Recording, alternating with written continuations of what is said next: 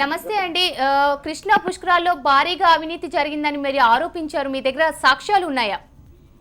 ఖచ్చితంగా నా దగ్గర అంతా విత్ ఎవిడెన్స్ తోటి ఈ రోజు చర్చకు కూర్చుందామని అంటే మొత్తం ఆధారాలతోటి ఒక పుష్కరాలే కాదు, అతని వల్ల ఇబ్బంది పడి, అతని వల్ల ఆస్తులు కోల్పోయి, అతని వల్ల ఇబ్బంది పడ్డ వాళ్ళందరినీ కూడా ఇప్పుడు ఎవిడెన్స్ తో కూడా పెట్టుకొని నా దగ్గర రెడీగా ఉన్నాను.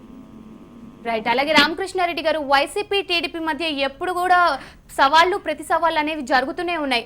ఒకేలా వాళ్ళు నిరూపించినట్లయితే, ఎటువంటి అవినీతి జరగలేదని నిరూపించినట్లయితే మీరు ఏ విధంగా స్పందిస్తారు?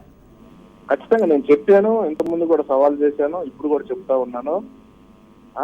నా దగ్గర పక్క ఆధారాలు ఉన్నాయి, ఖచ్చితంగా నేను నిరూపిస్తాను. మీరు సిబిఐ ఎంక్వైరీకి మీరు సిద్ధంగా ఉండండి. ఒకవేళ సిబిఐ ఎంక్వైరీలో నిరూపించలేకపోతే నేను రాజకీయాల నుంచి తప్పుకుంటానని కూడా నేను సవాల్ చేస్తున్నాను.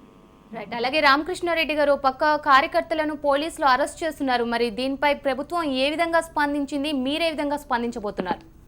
ఖచ్చితంగా ఏం లేదు. ఇప్పుడు వాళ్ళు ప్రభుత్వం చేసే దౌర్జన్యాలు, అన్యాయాలు, వాళ్ళు చేసే అవినీతి ఎక్కడ బయటపడుతుందోనని నిన్నటి నుంచి కూడా మా పార్టీకి సంబంధించిన అన్ని మండలాల్లో నాయకులను కానివ్వండి, కార్యకర్తలను అరెస్ట్ చేయడం జరిగింది. 144 సెక్షన్ పెట్టారు. పూర్తిగా కూడా మా దగ్గర మొత్తం నన్ను కూడా 4 గంటల నుంచి హౌస్ అరెస్ట్ చేయడం జరిగింది. ఎవరిని బయటకు రాకుండా వాళ్ళని మాత్రం యథేచ్ఛగా బయట తిరిగేదానికి వాళ్ళకి అవకాశం. రామకృష్ణారెడ్డి గారు, మీరు ప్రభుత్వానికి డైరెక్ట్ గా ఎటువంటి డిమాండ్ చేయాలనుకుంటున్నారు?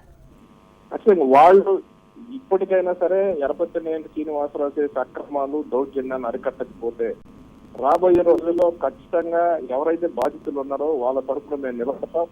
వాళ్ళకి న్యాయం జరిగే విధంగా మా పార్టీ అధికారంలోకి వస్తుంది. 2019 తర్వాతనే వాళ్ళు ఎవరిని కూడా దౌర్జన్యం చేసి ఇలా అక్రమాలు చేసే ఎమ్మెల్యేతో సహా ఎవరెవరు చేశారు ఎవరిని కూడా వదిలిపెట్టే ప్రశ్నే లేదు. ఖచ్చితంగా ఏదైతే దానికి వాళ్ళు ప్రతిఫలం అనుభవిస్తారు. రైట్. థ్యాంక్ యూ రామకృష్ణారెడ్డి గారు.